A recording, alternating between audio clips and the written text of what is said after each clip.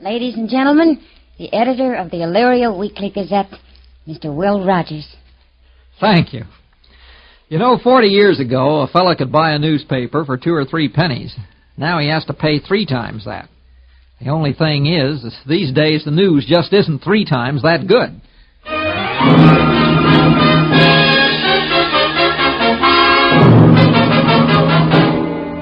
Will Rogers, country editor, offering you again tonight another heartwarming story of a country newspaper and its friendly editor, and starring Will Rogers, Jr.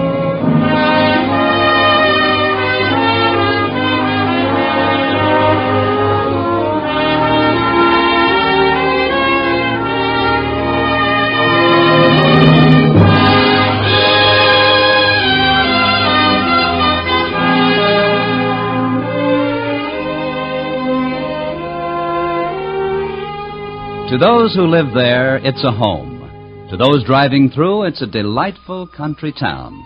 There's a wealth of apple trees that everyone's proud of, and a tall grain elevator, a bus and train depot, and, of course, a weekly newspaper.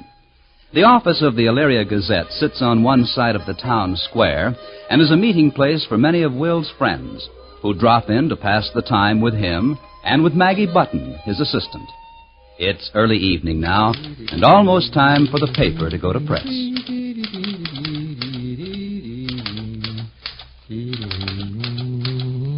Maggie! Hmm? Here it is, all finished. What's finished, Will? My editorial for this week's issue. Oh, let's see what the flaming torch of journalism is dedicated to this week. Will. Huh? Soybeans. Yep. Ran into a fellow who knows more about soybeans than any other man alive, I guess. He spent maybe 5 hours telling me all about them. Oh. Do you think I ought to write about something else? Where'd you meet this bean expert? Out fishing. Will. Well, they say no man ever committed a major crime who smoked a pipe, owned a dog, or went fishing, Maggie. Will, what did O.J. say? He thought the fellow who knew all about the soybeans was pretty interesting, too. I introduced him. I mean, what did O.J. say about the mortgage? Did he say yes? Not exactly, Maggie. He has to sort of powwow around with the board of directors after supper tonight. It gives them all a chance to smoke cigars they can't smoke around home. Oh, I'll get the extension, all right. Always have. Mr. Rogers? Mr. Will Rogers? Yes, ma'am. I am Mrs. Fenimore Hannibal. Yes, ma'am. I recognized you when you walked in the door. This is Maggie Button, my assistant editor. How do you do, Mrs. Hannibal? How do you do? Mr. Rogers, I am chairman of the Elyria Civic League, and this afternoon there was a meeting. Should have covered that, Maggie. Yes, well. At the meeting, the entire membership, and they represent every prominent family in Elyria, passed a resolution condemning the Elyria Weekly Gazette and its editor. I introduced the resolution myself. Well, now that's mighty interesting, Mrs. Hannibal. Mr. Rogers, the League feels very strongly regarding the article you announced you were going to publish concerning Lance O'Neill. I suppose they've got a reason. Oh, they certainly have, Mr. Rogers. Mr. O'Neill's reputation as a romantic adventurer and ne'er-do-well is unsavory to many of the people in this community who remember him when he resided here.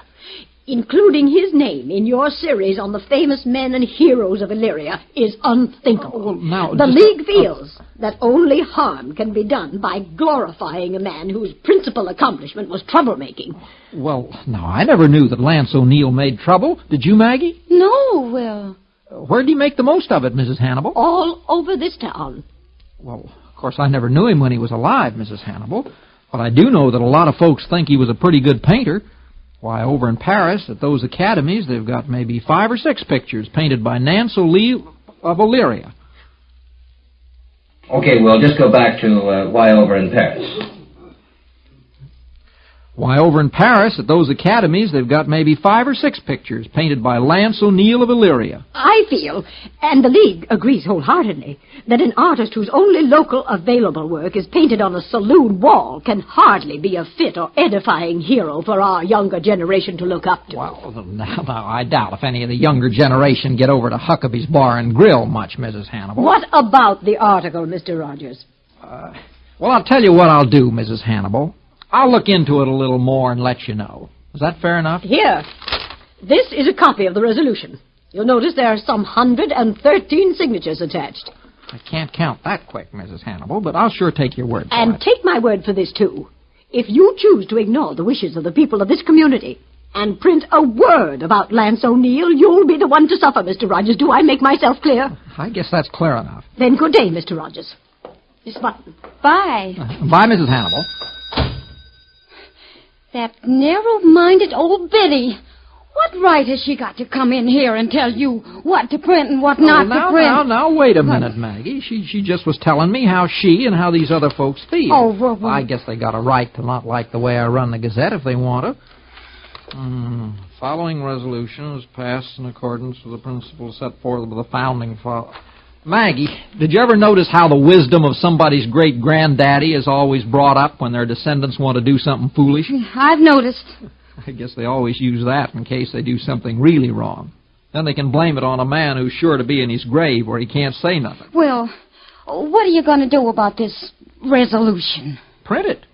Well, Guess our readers will be interested in what the League did at their meeting this afternoon. Since we didn't cover it, why, this is a good way to let them know. Now, where's my hat? well, where are you going, Will? Well, like I told Mrs. Hannibal, I'm going to look into it a little more.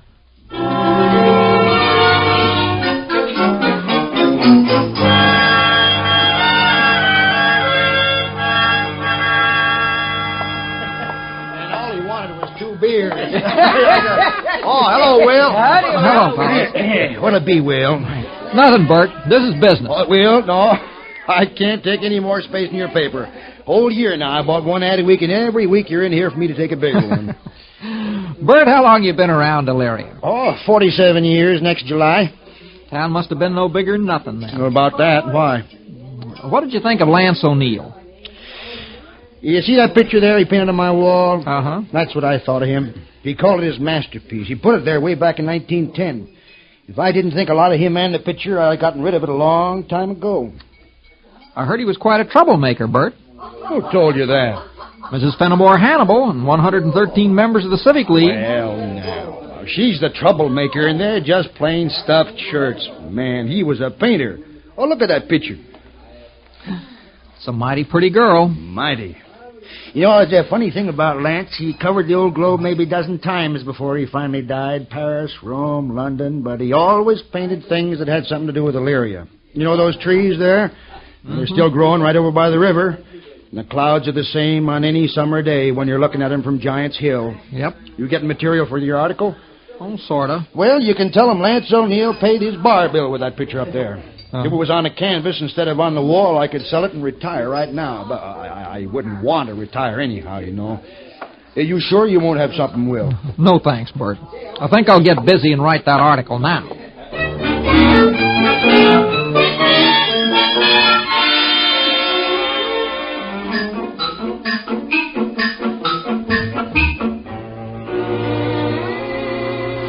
Yes, ma'am. No, ma'am. All right, ma'am. Effective at once. Oh, Advertiser, subscriber, Maggie. advertiser. Perkins Paint Shop. Oh. Every friend of Mrs. Hannibal and every member of her league have been canceling their subscriptions for the last hour. Sure enough. Will, put on those notes and listen. 11 of our advertisers' names are on that list of people who signed the resolution. 3 of them have already canceled their ads. The bank isn't going to like that. Don't you want me to print the article, Maggie? Well, it's not what I... Of course I do, Will. I'm just talking dollars and cents. I kind of guessed you were. Weekly Gazette, Maggie Button. Yes, ma'am. Yes, ma'am. Yes. Hello, Daddy. Hello, Jill, honey. All righty. Hello, Miss Button. Hello, Jill. How are you? Fine. Another subscription canceled, Will. Oh. Well, what do you got there? Mrs. Weatherwax put up some supper for you. There's enough for you, too, Miss Button. Chicken, butter beans, cornbread, and chocolate cake. Oh, thanks. No, honey, I'm full. I've been eating my heart out all day.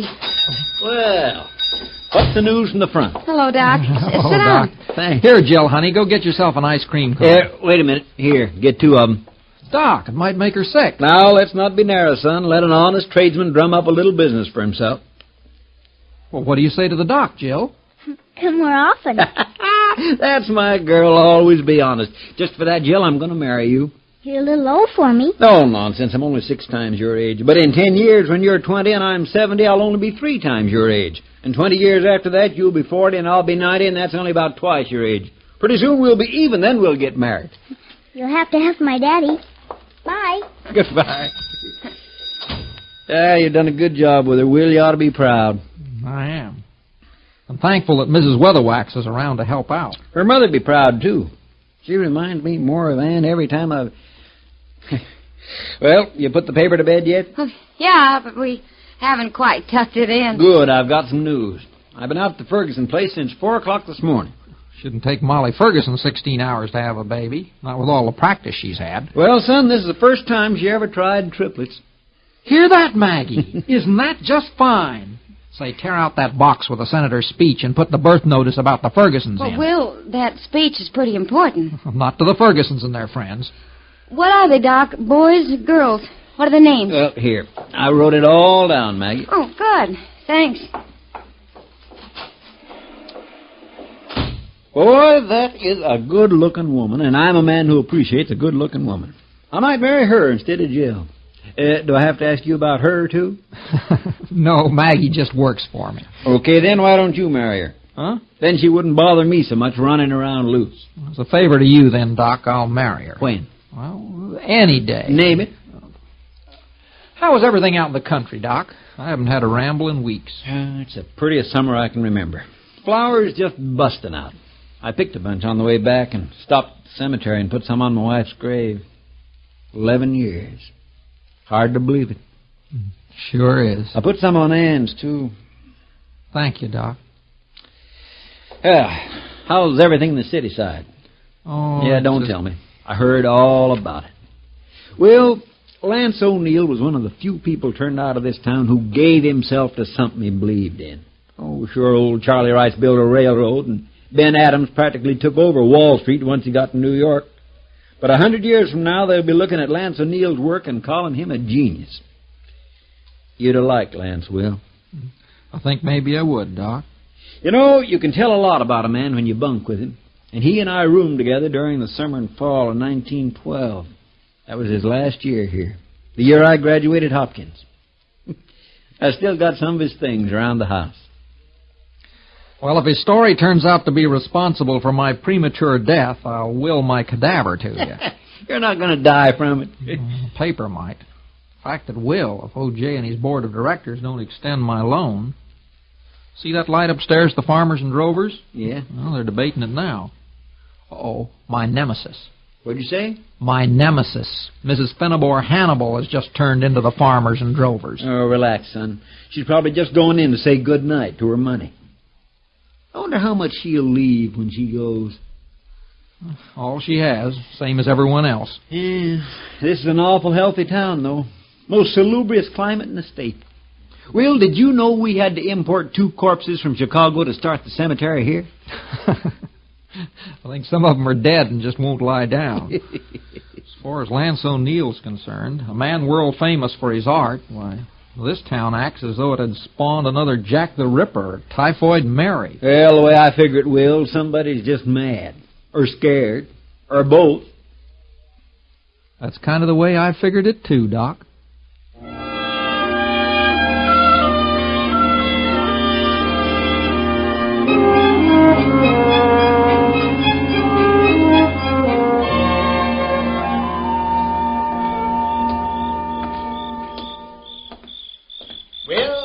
Hi, is that you, O.J.? I missed you at the office after the board meeting. Figured you were on your way home, so I just drove over here and sat on your porch and waited for you. Like a bottle of cherry pop? Oh, no, thank you. Well, we dealt with your request, Will. Thought you'd like to know the bank isn't going to foreclose. Well, I sure appreciate your coming over to tell me, O.J. Well, it's going to be out of our hands from now on. What's that, O.J.? But the bank had a fair offer for your mortgage tonight, and, well, they accepted it. We sold your mortgage. Who to? Mrs. Fenimore Hannibal. We had to, Will. We had to. It's good business. Well, just dropped in to tell you the news. Oh, say, that's a good one. Me telling the newspaper editor the news. Yeah.